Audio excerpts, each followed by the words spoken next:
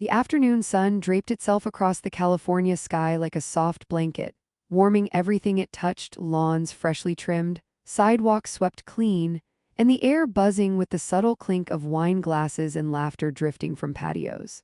On one such patio, in a suburban neighborhood lined with manicured hedges and identical mailboxes, Diana Harper stood at the edge of the celebration.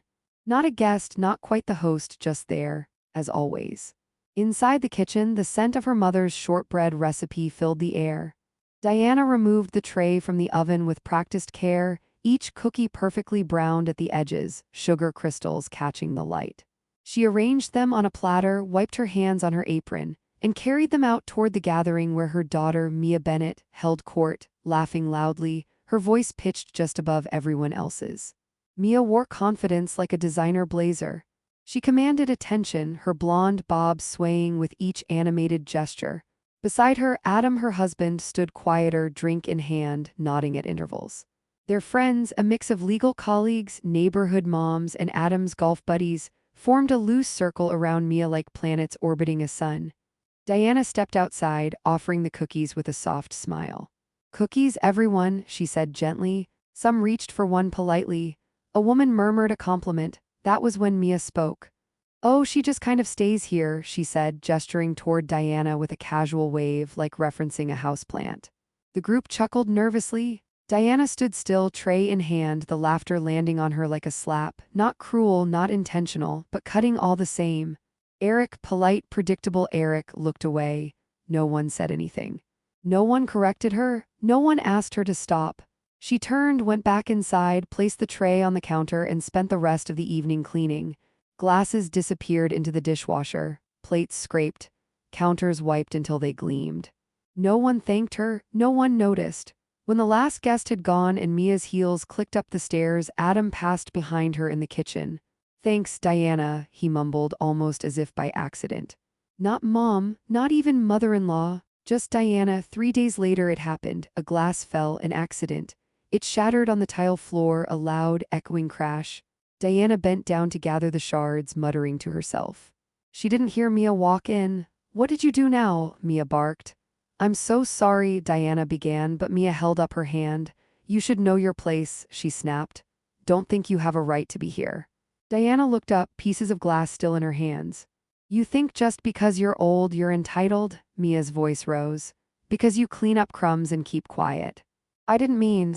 If you don't get out of this house," Mia hissed, "I will call the police." Diana froze. "I'm your mother's." "This is mine now," Mia said. She pulled out her phone and began dialing. "Hello, yes, I'd like to file a trespassing report." Diana didn't hear the rest. She walked out the back door into the garden, her garden. The rosemary and daisies still bloomed there, ones she'd planted, tended, talked to. She stood barefoot on the stone path, sunlight too bright, air too still. And in that silence it hit her. Mia didn't see her as a mother, not anymore. She saw her as a burden. For the first time since Robert died, Diana didn't feel tired. She didn't feel invisible. She felt awake. She walked inside calmly, sat down at the little desk in the guest room. Her hands were steady as they opened the drawer and pulled out a folder. Inside, the deed, the original house title from 1983, property tax records, her name, her signature, no one else's. She had never transferred ownership. Not to Mia, not to anyone. The house Mia called hers, it wasn't, not legally, not morally, not in any sense that mattered. It was time to remember who she was, who she had been before silence became her survival tactic, before motherhood was mistaken for servitude. And so the unraveling began, not of Diana, but of the false narrative Mia had wrapped around her like chains. That night, Diana didn't cry. She packed a small bag, clean clothes, her wallet. The deed, a photo of Robert on their wedding day, him grinning, her in the cream dress her mother had sewn. She folded the photo in cloth, placed it in the suitcase. Then she wrote a note. "Mia, I don't hate you. But I'm done begging for space in a home I paid for with my life. I have nothing left to give and nothing left to ask." She left it under the porcelain teapot Mia always ignored. Then she walked out the door, out of the house. Out of Mia's story and back into her own. It was early morning when Diana Harper stepped out of the house she had once called home for over 3 decades. The street was quiet. Birds chirped absently in the distance. Her suitcase, old but sturdy, rolled softly against the pavement. She didn't look back, not once. Each step forward was a reclamation. Each breath, a reminder that she was no longer asking to belong in a space she built with her hands and her heart. By 9:45 am, she stood on the porch of a small bungalow shaded by citrus trees. She rang the doorbell. Samuel Ross opened the door in a cardigan, his reading glasses perched on his forehead. "Diana," he said, blinking. "You look like you've seen a ghost." "Something like that," she replied, stepping inside. They sat at the kitchen table. She laid out the documents, the deed, the original purchase agreement, the property tax receipts, all bearing her name. Her late husband Robert's signature in faded ink. Samuel reviewed them slowly, then looked up. "She tried to steal the house from you?" he asked quietly. Diana nodded. "She forged documents. Tried to get a loan in her name."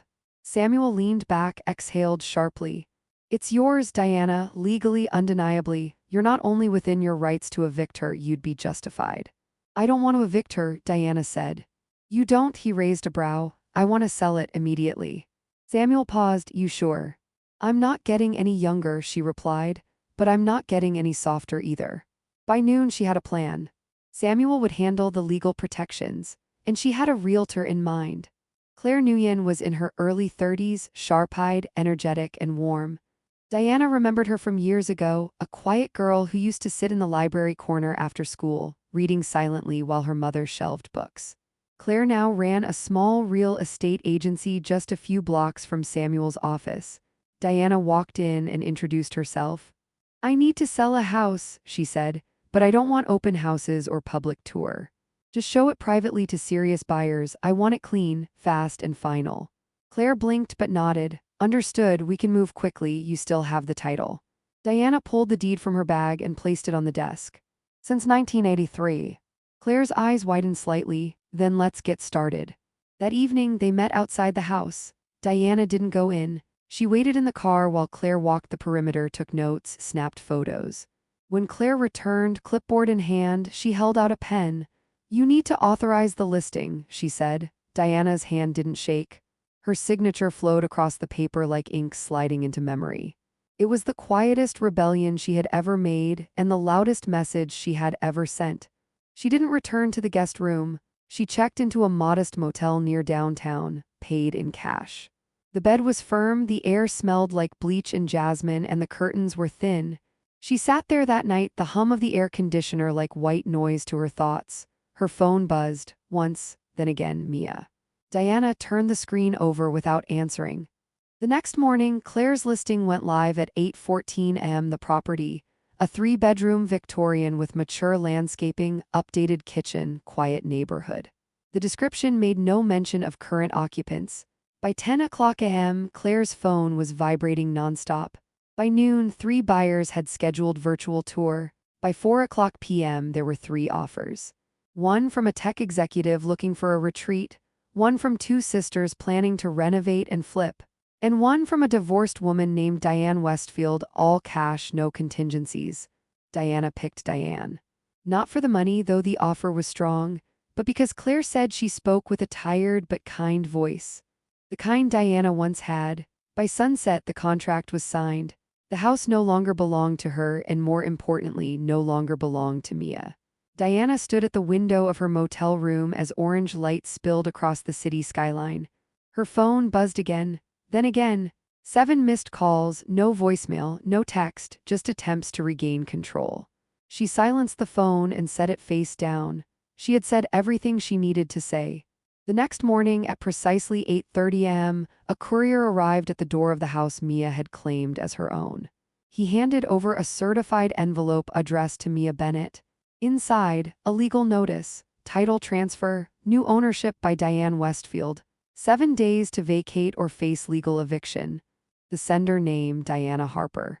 Not mom, not mother, just Diana Harper. She imagined Mia reading it, her eyes scanning the page, searching for a loophole. There wasn't one. By noon, Claire texted. Mia called, pretended to be the owner, tried to block the sale. "I told her, all documents verified. This conversation is over." Mia called again. This time she left a voicemail. "Mom, what are you doing? You can't sell this house. We live here. Are you losing your mind? Call me back. Please." Diana didn't. She didn't need to. The silence was her answer. The city outside her motel window pulsed with light and movement, but inside, Diana Harper sat in stillness. Her phone lay face down on the nightstand.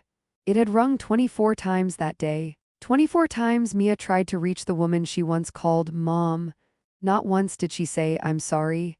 Not once did she ask what Diana needed. She only asked to keep what wasn't hers. Diana didn't answer because there was nothing left to explain. She had learned the hard way that silence is not surrender, it's strategy. That evening, she pulled a wool shawl over her shoulders, brewed mint tea from a tea bag she carried in her purse, and looked out at the horizon. The sunset turned the skyline to fire. It was the kind of view she had never had from her old bedroom, boxed into a corner like a forgotten item. Now she was high above the noise, watching a city that didn't ask her to shrink. Mia, meanwhile, was spiraling. By Wednesday, the neighbors were whispering, "Is that the daughter getting kicked out?" "No, she's squatting. Her mother sold the house right out from under her." Imagine being evicted from your mother's home. They said mother like it meant something sacred. Mia had forgotten that. She began packing slowly, waiting, expecting a miracle, waiting for Diana to call and say it was all a mistake, but no call came, no miracle arrived, just the moving truck she had to hire herself. Adam watched silently. When Mia tried to hand him a suitcase, he stepped back. "I'm going to my mother's," he said flatly. "You're not serious," she said, eyes wide. He didn't answer. He got in the car and drove off. She stood alone on the curb.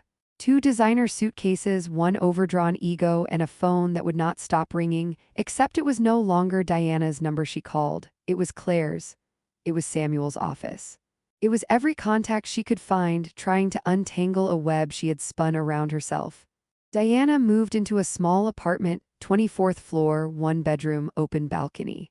She paid for it in full the same day the sale closed. Claire handled everything. The apartment wasn't grand, but it was hers. She planted mint on the balcony. Robert had always loved the smell. In the morning, she'd crush a leaf between her fingers and hold it to her nose as the sun rose. It felt like breathing for the first time. That night at 9:03 p.m., her intercom buzzed. She looked at the monitor. Mia, makeup smudged. Hair undone, coat too thin for the night air. She looked up at the camera like she had when she was 5 after scraping her knee and needing comfort. "Mom, I'm sorry," Mia whispered. "Please just let me in. Just for a little while." Diana didn't move, didn't reach for the buzzer, didn't lean toward the mic. She simply watched. Then slowly she stood, walked to the window, and pulled the curtain closed. No anger, just certainty. She wasn't closing a door, she was locking a chapter. The next morning, Diana visited Samuel again. She sat in his office and signed the last of the final sale documents. He looked up at her and asked, "Do you want to keep a copy of the notice we served?" "No," she said, "I want to forget it existed." She didn't mean the paper, she meant the pain. Mia called again that evening. Diana watched the name flash across the screen. She let it ring. The past needed to know it could no longer reach her. By the end of the week, Mia was out. The house, once a dream built by 2 people in love, now belonged to someone who respected what it meant. Diana never stepped foot inside again. Some memories aren't meant to be relived. Some doors are better left unopened. Some homes are not where you raised your children, but where you finally raise yourself. The light in Diana's new apartment had a different quality. It wasn't filtered through lace curtains or shaded by old rose bushes she once tended. It was clean, sharp, and golden. The kind of light that didn't hide anything. And Diana didn't want it to. She had spent years dimming herself in her daughter's house, moving quietly, cleaning quietly, living quietly. But in this space, she didn't need to shrink. She didn't need to tiptoe around egos or apologize for existing. She brewed tea when she wanted, listened to music past 10, hung her plants outside in full view of the street. No one told her to stop. No one dared. Claire called to update her on the house. The buyer, Diane Westfield, had moved in. She was settling nicely, repainting the living room, planting new herbs. She asked about the roses, Claire added. Said she'd take care of them. Diana closed her eyes, smiled. Tell her to water them deep, not often, just deep. The roses would be okay. That Saturday, Diana took herself to breakfast, a small cafe with ivy on the walls and bitter coffee that reminded her of the early days with Robert. He used to say, the cheaper the coffee, the truer the company. They had shared cold mugs and warm hands for years, And though he was gone, his voice still lingered in the little rituals she kept. When she returned, the intercom buzzed again. "Mia, Mom, please," she said into the speaker, her voice shaking. "I have nowhere to go, just until I find a place. I won't stay long." Diana didn't answer. The truth was, Mia had made her choice long ago, not just when she threatened to call the police, not just when she forged those papers, but every time she looked at Diana and saw inconvenience instead of inheritance. Love is not just a word, it's 100 small decisions. And Mia had chosen something else every time. Diana walked out to her balcony, cradling her mug. She looked down. Mia was standing in the same coat, holding a duffel bag, her eyes searching for softness that no longer lived here. Diana didn't wave, didn't scold, didn't cry. She just said clearly and calmly, "Don't ever think you can trick an old woman. Especially not your mother." Then she turned, walked inside, and closed the sliding door. She didn't slam it. She didn't need to. Silence had become her loudest truth. That night, Diana lit a candle, something small, just for her. She took out the old photo of Robert in his wedding suit and placed it on the shelf beside a potted mint plant. "We did good," she whispered. She didn't mean the house. She meant surviving it all, rising from it all. Choosing herself again at last. The phone buzzed once more. "Mia, one last time." Diana picked it up, looked at the screen, and did the simplest, strongest thing she could do. She turned it off. The city had its own heartbeat, a rhythm of distant traffic, muffled laughter from open windows, sirens that came and went like gusts of wind. Diana had never lived in a place like this. She used to think she needed silence to feel peace, but now she understood something deeper. Peace wasn't the absence of noise. It was the absence of fear. Each day began the same way now, mint leaves crushed between her fingers. A slow breath over her tea, a walk to the small market where no one knew her history, only her smile, and that was enough. She had furnished the apartment with intention, nothing elaborate, nothing meant to impress. Just pieces that made her feel grounded. A bookshelf filled with old cookbooks and new mysteries, a worn armchair facing the balcony, a small radio that played classics in the background softly. There were still calls from Mia. Some days they came in waves, other days just a single missed ring. She never left another voicemail. Diana never picked up.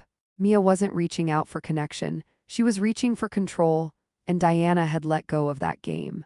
One afternoon, as rain traced quiet patterns on the window, Diana found the note she had written weeks ago. The one she left under the porcelain teapot. The one Mia probably never read. She unfolded it, read it again. The words were short, simple, but they carried weight. "I have nothing left to give and nothing left to ask." She folded it back and tucked it into a book, not to forget, but to remember that she had chosen herself. That weekend, she walked to the public library. The same one she had once volunteered at decades ago. She found the reading corner, sat quietly, watched young girls flip through pages, mothers whispering stories to their toddlers. She didn't cry, she didn't long for the past. She simply existed in it for a moment as a visitor, not a prisoner. That night, the intercom buzzed again. It was late, cold, and there she was, Mia, coat soaked through, hair clinging to her cheeks. Eyes red. "Mom," she said, voice cracking. "I don't have anywhere else to go, I just need a few nights. I'm not asking for much, just please." Diana stood still, not out of cruelty, but out of clarity. She had spent years believing love meant enduring pain, that motherhood required sacrifice without limit, that silence kept the peace. But silence, she had learned, is not submission, it's a blade, and she had used it. Diana stepped onto the balcony, tea steaming in her hand. She looked down. Mia looked up, hope flickering in her expression. And Diana gently said the words that would echo in her daughter's mind for years. "You taught me something I never wanted to learn." Mia blinked, her mouth opened, but no sound came. Diana continued, voice soft but sure. "Even the people you love most can cross a line. And sometimes there's no coming back." Then she stepped inside, closed the door, pulled the curtain. She didn't cry, she didn't shake, she exhaled. The city outside kept humming. She sat in her armchair, pulled the shawl around her shoulders, and sipped her tea. It tasted of mint, of memory, of strength. Her phone vibrated once more. The name on the screen glowed. She didn't even glance. She placed its screen down on the table. She wasn't ignoring it. She was done being haunted by it.